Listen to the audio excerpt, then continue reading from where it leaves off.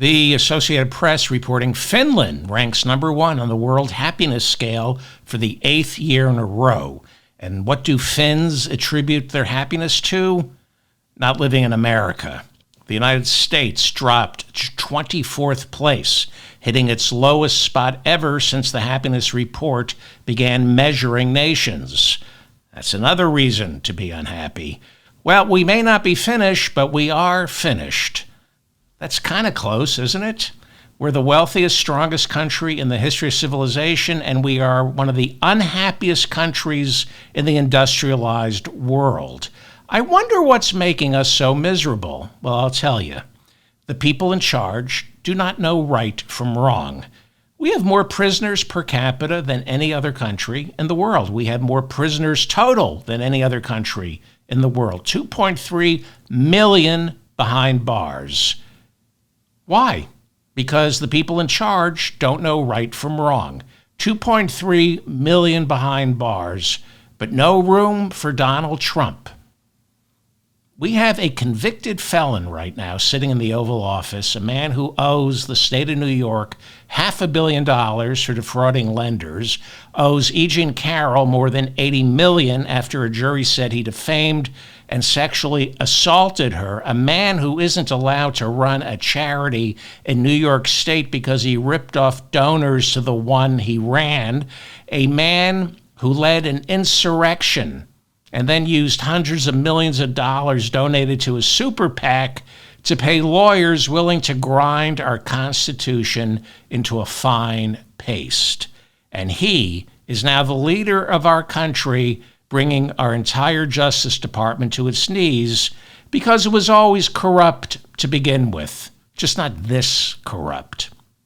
The CIA, FBI, our national security state, Congress, the Democratic Party, except for Bernie and a few others, our banks, our doctors, our hospitals, religious institutions, nonprofit philanthropies, our corporations, universities, lawyers, and our local police were all ripe for the picking because they have become a massive blob of spineless, self-serving hypocrites who were raised by their parents not to know right from wrong. And that is why we as Americans are so unhappy. Any nation that would spend $1 trillion a year on bombs for imaginary enemies while its children starve on the streets, any nation that does that couldn't possibly be happy.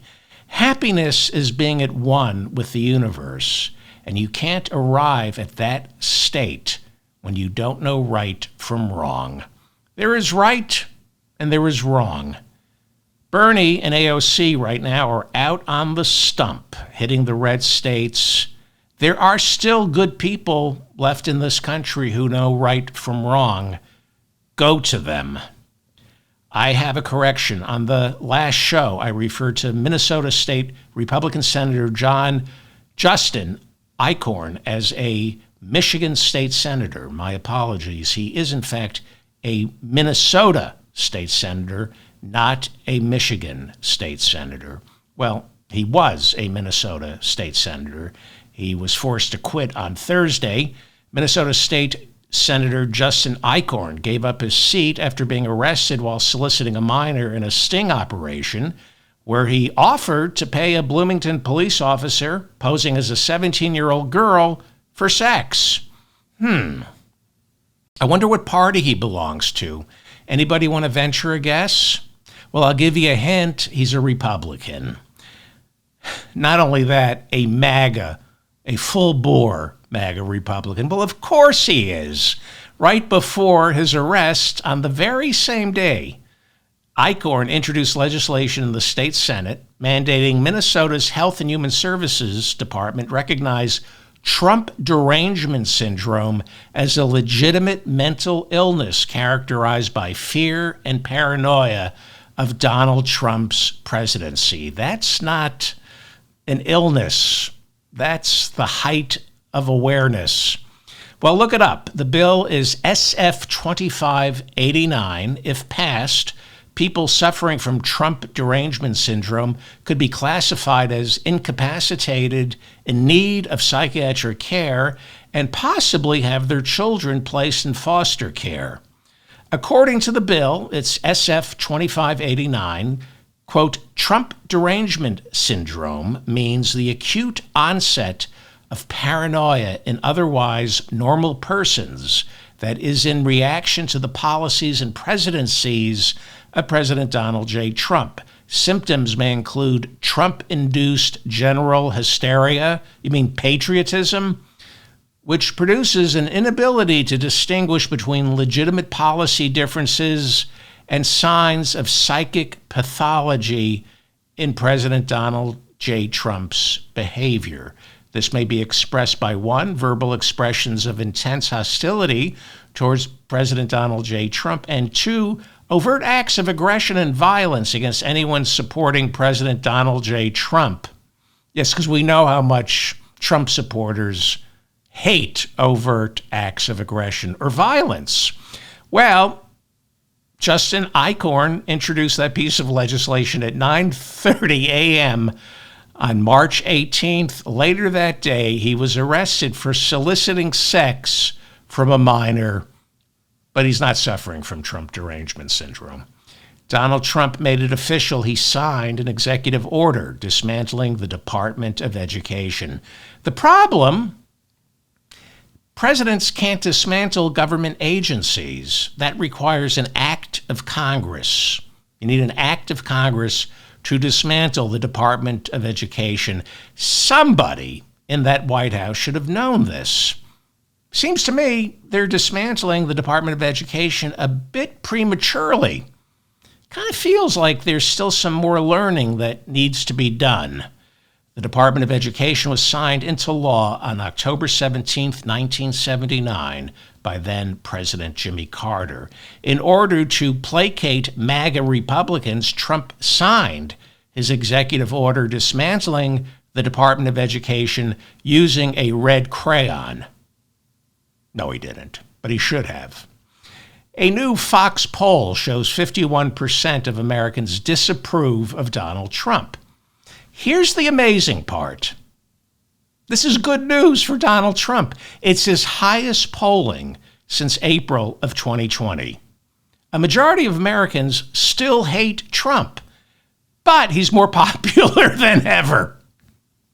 And that's how it's reported. They're not reporting that a majority of Americans still hate Trump. They're saying he's got his best polling numbers since April of 2020. A majority of Americans still don't like him. And every single poll has shown that a majority of Americans don't like Donald Trump, except the one taken on November 5th, 2024. Except for that one poll where people have to show up and actually vote if they're allowed to, if they don't have a criminal record or can show 40 separate proofs of ID. Except for that one poll on November 5th of 2024, Donald Trump has been consistently underwater, as they say, underwater, since 2016, when he lost the popular vote, but somehow won the Electoral College. Thank you, Vladimir Putin. Now, I know Donald Trump won the Electoral College and the popular vote in 2024. Because that poll on November 5th is different from all the other polls they've been taking since 2016. See, all the other polls don't require voter ID, and they don't make it impossible for marginalized communities to be heard. That one poll on November 5th, 2024, that's the one poll where we don't get to hear from all Americans. Go online and watch Bernie Sanders and AOC at these fighting oligarchy rallies that they're holding in red state America. America, we don't want Trump. We don't want this. A majority of Americans have been saying since 2016, we don't want this guy. And they certainly don't want Elon Musk. That same Fox News poll shows 58% of Americans disapprove of the job Elon Musk was not elected to perform. Nobody elected this putz. He gave Trump $300 million, and now he's the most powerful voice in the Republican Party. Senator Lisa Murkowski, the Alaska Republican, said yesterday that Musk doesn't scare her. No, and she said he's creating a climate of fear inside the Republican Party. Elon Musk is creating a climate of fear inside the Republican Party. The entire premise of the Republican Party is fear. All of a sudden, it's Elon Musk. But Murkowski said, I'm not afraid, and I won't be silenced by Elon Musk. Senator Murkowski said most Republicans in the Senate know Trump is a destructive force. But unlike me, Senator Lisa Murkowski, they're too afraid to say anything for fear of a primary challenge. No, that's not why they're keeping their lips tight. It's fear of violence. Fear of violence. We know Thom Tillis, the Republican senator from North Carolina, according to Vanity Fair, we know he was prepared to vote against Pete Hegseth for defense. And had Thom Tillis voted against Pete Hegseth, that would have been enough to kill the nomination. But Tillis chickened out at the last minute. Why? According to Vanity Fair and other reporting, the death threats. Wasn't a fear of being primaried, the death threats. But Senator Lisa Murkowski says she's not afraid. She's not afraid. Well, she's certainly afraid to talk about the death threats against Republicans and their families when they go up against Trump. No, she's only willing to say Republicans are afraid that Musk is going to put up money for a primary challenge. These Republicans aren't afraid of getting primaried. They're afraid of getting killed by Trump supporters. Remember this? Remember this? That's the noose Trump supporters set up for Vice President Mike Pence on January 6. Trump just pardoned those guys, all 1,500 of them. Enrique Tarrio, head of the Proud Boys, was doing close to 20 years for seditious conspiracy because of the role he played on January 6. Trump commuted his sentence. After Enrique Tarrio was released, he showed up at the Capitol on February 21st to taunt two former Capitol police officers who were there on January 6 and were speaking at an anti-Trump rally. Enrique Tarrio challenged them to a fistfight and then got himself arrested after he was accused of assaulting a female protester. Of course, it would be a female protester. Tarrio claimed self-defense. Trump's Justice Department announcing yesterday they're dropping charges against Enrique Tarrio for allegedly beating up a female protesters, and he's free to roam the Capitol. Republicans are not afraid of getting primaried. The problem is they buried January 6, and in so doing, they've made it more dangerous to be a Republican lawmaker. Amy Coney Barrett sits on the Supreme Court. She, a Trump nominee.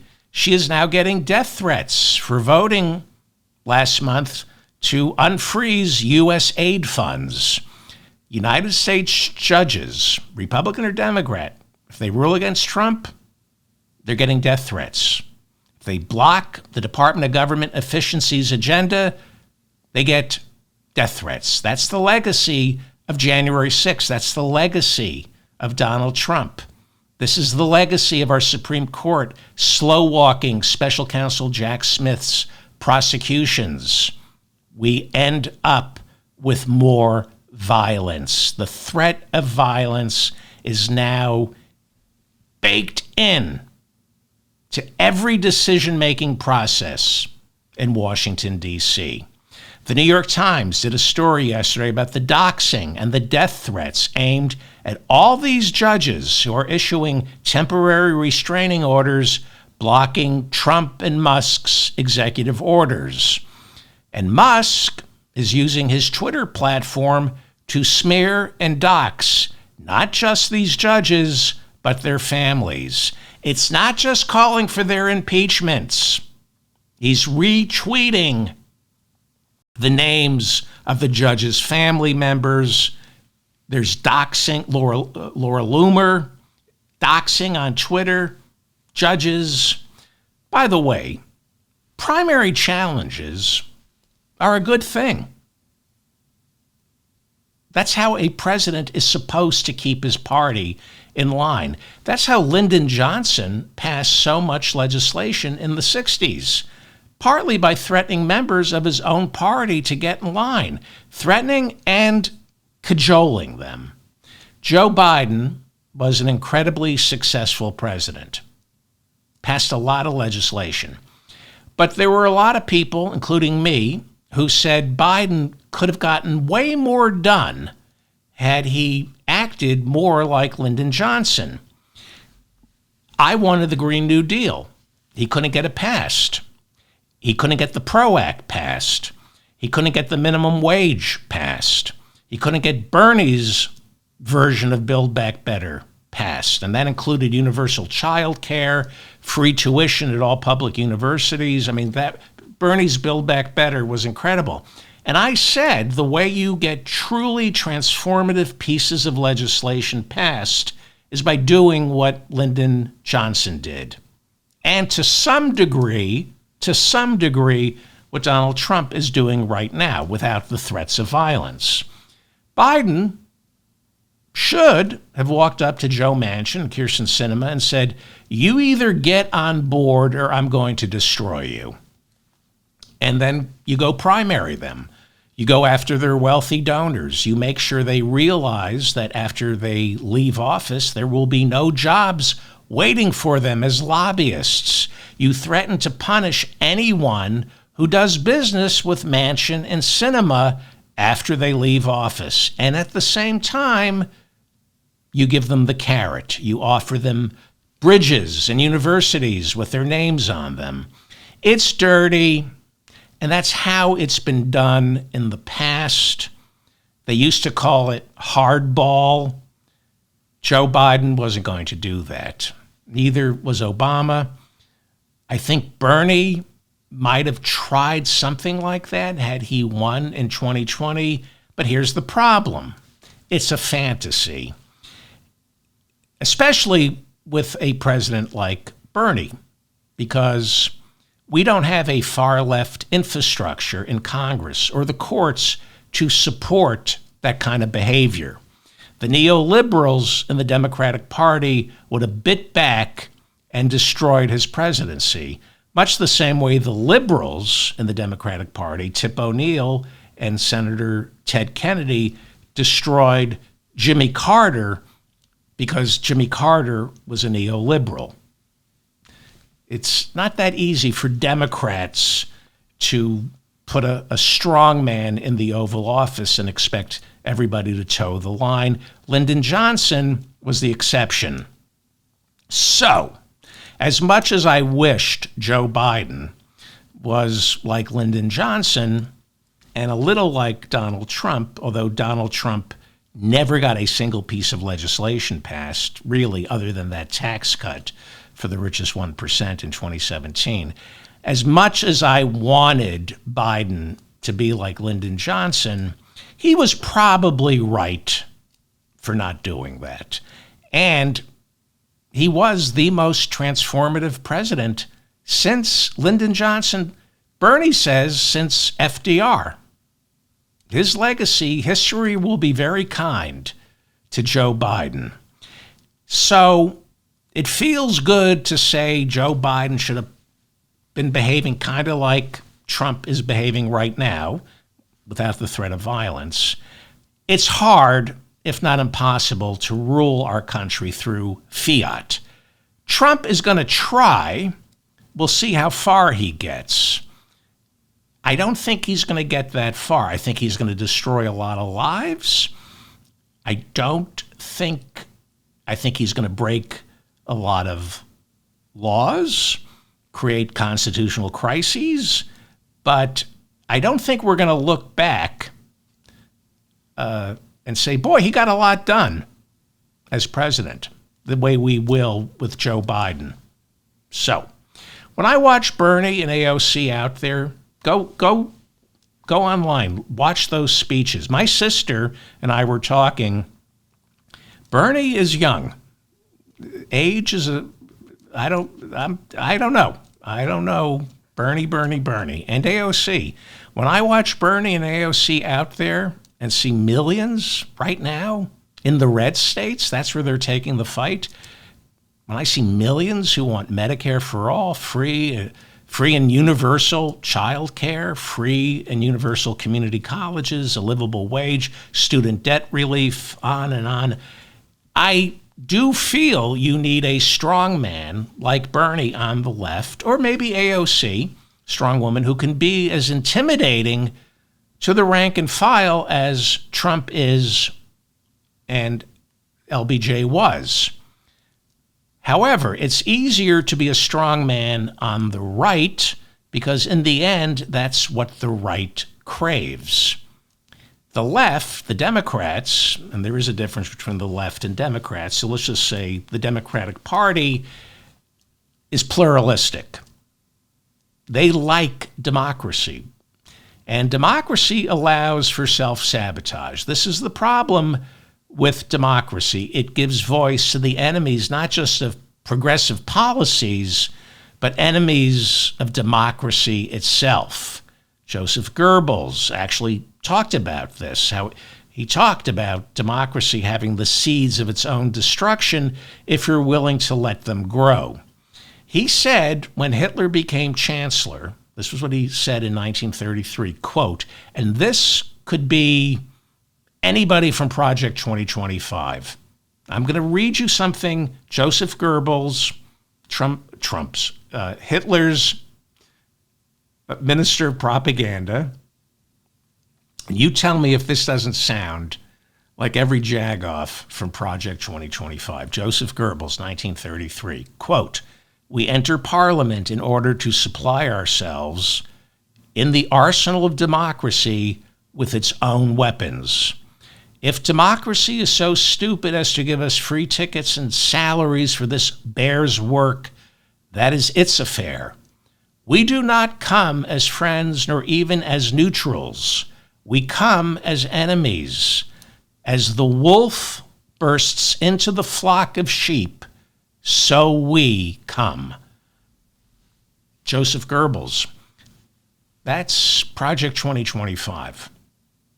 That's Project 2025.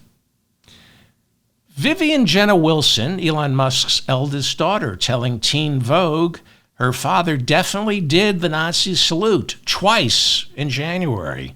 She said once at that Trump rally before the inauguration. She said it wasn't an accident.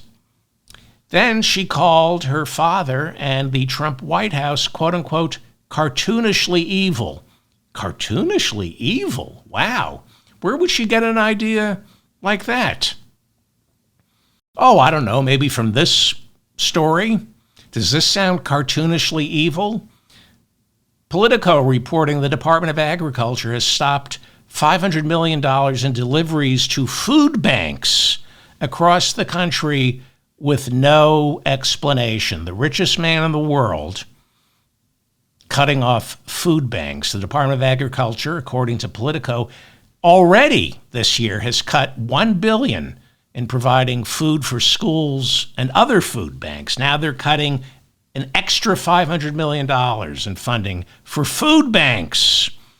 Politico says they tried to contact the Department of Agriculture for a comment. They didn't get a comment from the Department of Agriculture. Well, I guess Trump sees no use for food banks because unlike other banks, there's no way for him to defraud them. The Agriculture Department announced in February that it was going to defund school lunches. Why? Because undocumented children are taking advantage of free school lunches. So everybody has to suffer. Everybody has to suffer.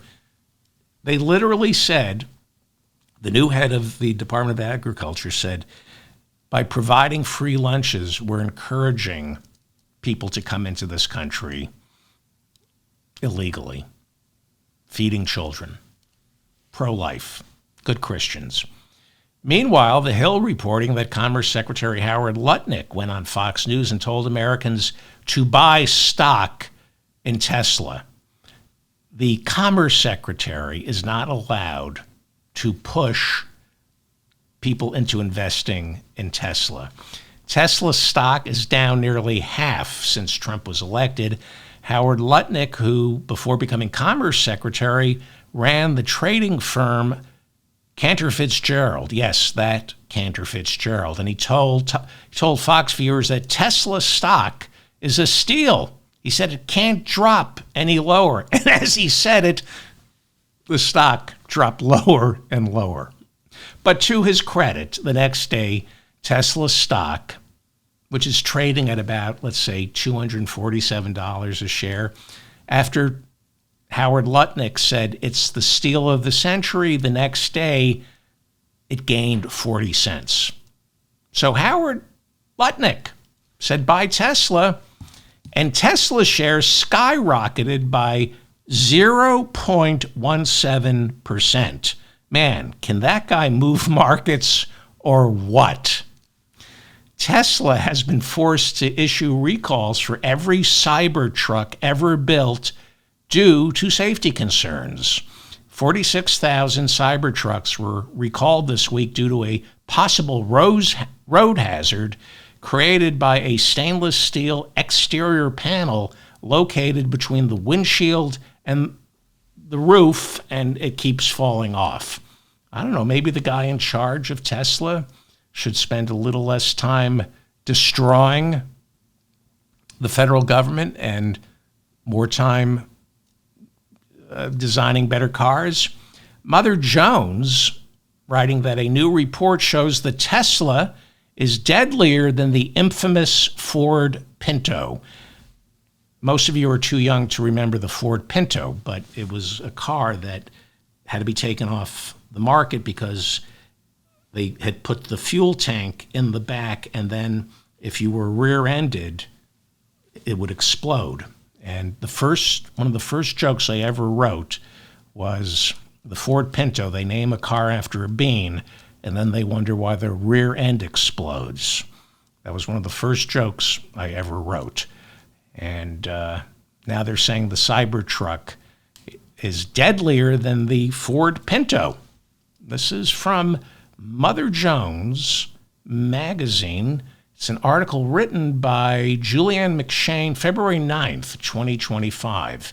An analysis published Thursday by the auto news website FuelArc found that in their 1 year of existence, the approximately 34,000 Cybertrucks on the road had 5 fire fatalities, giving them a fatality rate of 14.5 per 100,000 units.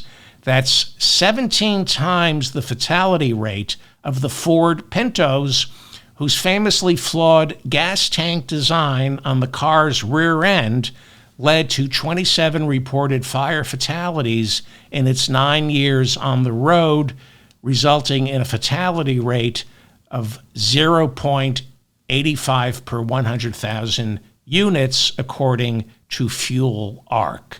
But Howard Lutnick says Tesla's a buy. Mediate reporting that the Cybertruck has been banned in Great Britain because it doesn't comply with British and European safety standards. But Howard Lutnick says buy stock in Tesla. Mediate also reporting the Cybertruck has yet to be tested by America's National Highway Traffic Safety Administration or the Insurance Institute for Highway Safety. Well, whose word are you going to take? Theirs or Howard Lutnick's? As we say, everything and everyone Donald Trump touches turns to crap. Most of the people he surrounds himself are already crap, so they turn into petrified crap. 65% of those in that Fox News poll now accuse Elon Musk of not putting enough thought into his Department of Government efficiency decisions. People hate Elon Musk. They hate him, they hate Tesla, and unfortunately, they hate Tesla drivers, and they're taking it out on the cars. And that is wrong. That is wrong. They're taking it out on the cars, and they're taking it out on the drivers. That's got to stop. And I mean that. Attorney General Pam Bondi now charging 3 people with domestic terrorism after they were arrested for attacking Teslas with Molotov cocktails.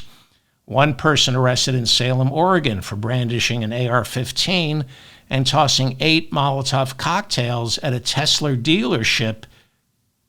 That person is now charged with domestic terrorism. In that person's defense, they were carrying an AR-15. So the Trump administration might want to not prosecute that person. There was an AR-15 involved. In Loveland, Colorado, the FBI charging a suspect with domestic terrorism after trying to set several Teslas on fire using Molotov cocktails. No use of an AR-15. I don't seem to have a problem with charging that person with domestic terrorism. And in Charleston, South Carolina, another suspect charged with domestic terrorism for spray painting profane messages regarding Donald Trump on a Tesla charging station and then setting it on fire with a Molotov cocktail. You know, I'm not a lawyer. If only they had beaten Capitol Police officers with metal pipes, then Trump would have pardoned them. That's my advice to these people. If you're going to do this, and you shouldn't and don't, but if you can somehow prove that you beat a Capitol Police officer with a metal pipe, you may be able to squeeze a pardon out of Donald Trump. Meanwhile, Attorney General Pam Bondi telling that judge who tried to block 3 flights carrying migrants to El Salvador, that he needs to be more respectful. She literally said that. To refresh your memory, last Saturday at 6:45 p.m., Judge James E. Boasberg issued an oral ruling and then a written one, grounding 3 jets carrying close to 300 Venezuelan and El Salvadoran migrants. That those 3 jets were heading to a supermax prison in El Salvador.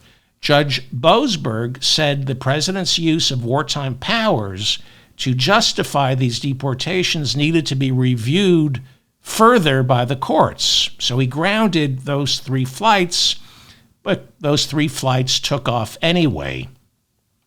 Judge Boasberg, all week, has been demanding an explanation for why the Trump administration defied his order.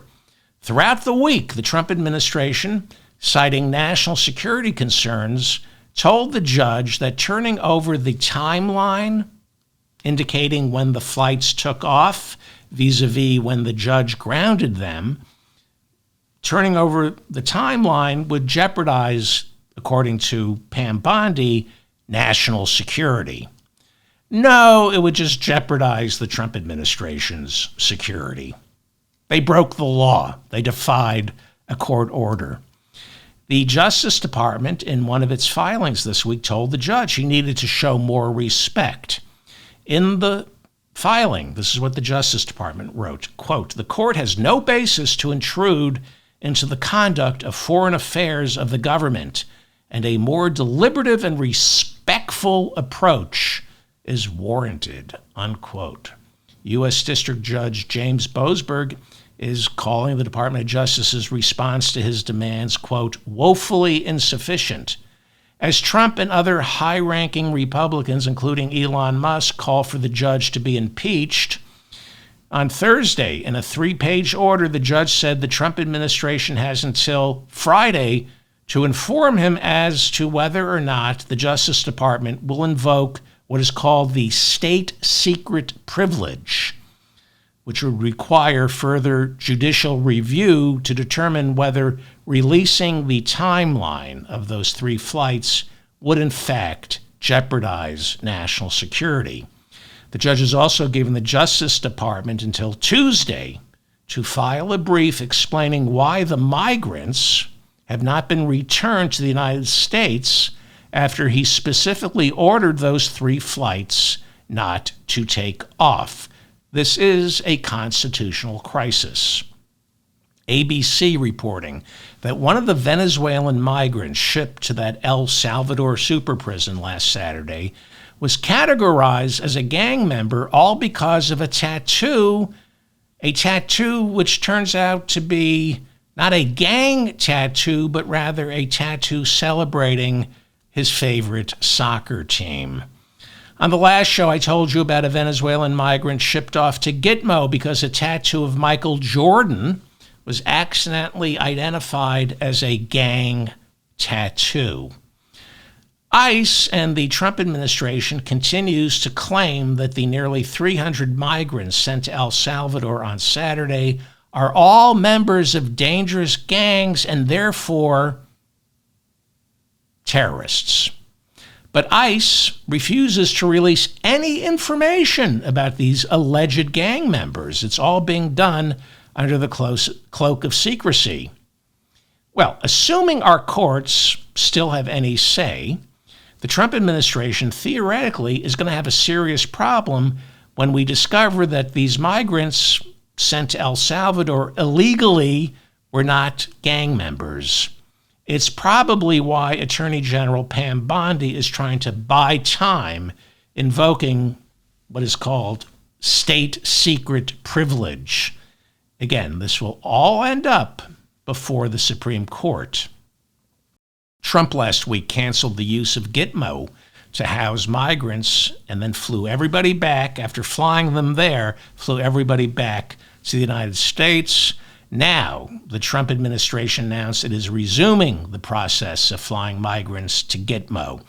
It costs $29,000 an hour per migrant to fly the migrants to Gitmo, to fly them back to the United States, and then to fly them back to Gitmo again. Oh, the Department of Government Efficiency is so efficient. ICE arrested a Georgetown University researcher and attempted to revoke his visa, citing views held by his wife, a U.S. citizen who happens to be Palestinian. Dr. Bada Khan Suri is currently held inside an ICE detention facility in Louisiana. Dr. Suri is an Indian national married to a U.S. citizen. He was detained by ICE on March 17, 2025, outside his Roslyn, Virginia home. So, of course, they ship him to Louisiana. The Department of Homeland Security accusing him of spreading anti-Semitism on social media and being in constant contact with a senior Hamas advisor. What does that mean? Dr. Suri has no criminal record and is being charged with no crimes. He's the father of 3, and the Trump administration is trying to deport him, although a judge blocked the deportation. The Trump administration once again invoking the Immigration and Nationality Act. I think it was passed in either 52 or 53. It's never been tested in our courts.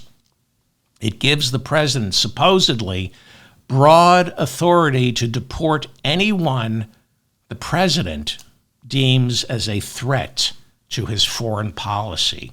Not a threat to national security, a threat to foreign policy. The New York Times reporting that ICE agents now believe that after Donald Trump invoked the Alien Enemies Act of 1798 as justification to round up migrants, ICE has come to believe they no longer need warrants to make arrests.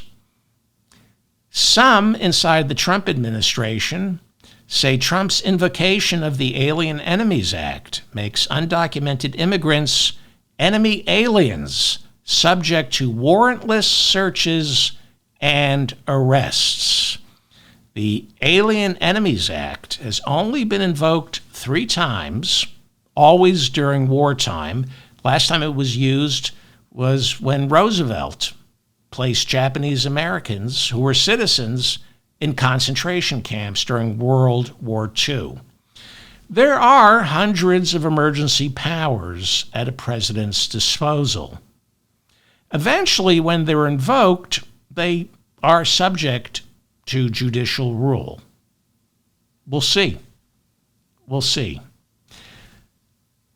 As I said, our country is being run by people who no longer know right from wrong if they ever did.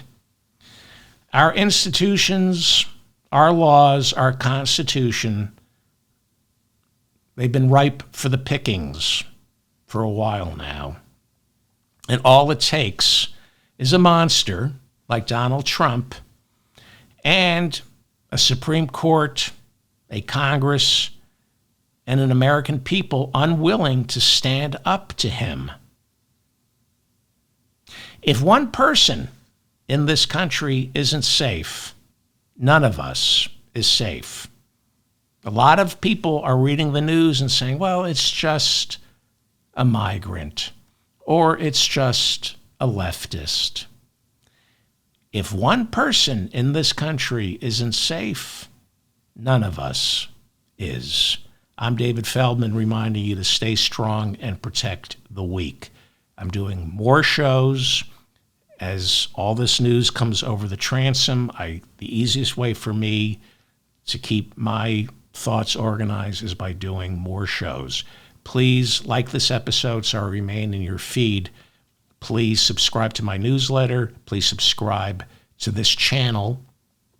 Please share these episodes. Thank you for listening to me. I'm probably not going to do a show tomorrow, but I will do one the next day. Thank you. Leave a comment. I read all your comments.